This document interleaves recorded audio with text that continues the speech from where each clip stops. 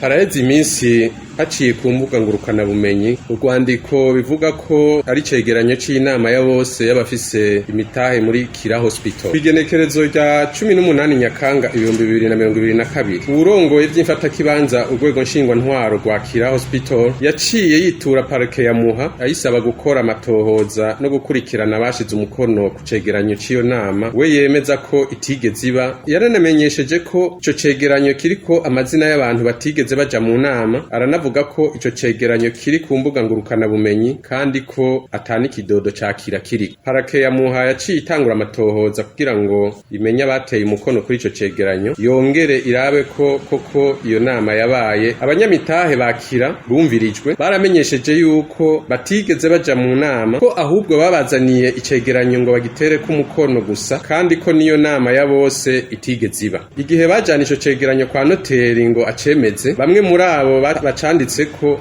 ntibigeze bahonyoraye, kandi ko abateye umukono kuri ico cegeranyo c'inama itabaye bari bafise intumbero zikurikira: guhuvya no kuyovya amatohoza asanzwe ariko arakorwa muri dosiye. Bwa kabiri ni uguhungabanya ibikorwa vy'ibitaro Kira mu gutera igipfungu no guhubisha abakorana navyo. Nico gituma ubushikiriza amande budashobora kurera amaboko mu gihe hari abariko barabihungabanya. Ivyo nivyo vyatumye hugururwa dosiye ku bateye umukono ku cegeranyo c'inama itigeze iba. Twababwiye bamwe muri abo bakaba barahagaritse, harimwo umushingwamanza wa muganga Sahabu Christophe. Aha rero twagira tubeshuza ibinyoma n'ibihuha bikwiragizwa ku mbuga ngurukana bumenyi bivuga ko umushingwamanza Sandra Ndayizeye akurikiranwa azira ko aburanira muganga Sahabu Christophe. Turibukije ko umushingwamanza ajejwe amabanga ahambaye, ariko ko aguma ari umwene gihugu ategerezwa kwisunga amategeko, ayarenze ko naho agahanwa nk'abandi. Umushingwamanza Sandra Ndayizeye rero nabo bakoranye ico cegeranyo bakurikiranwa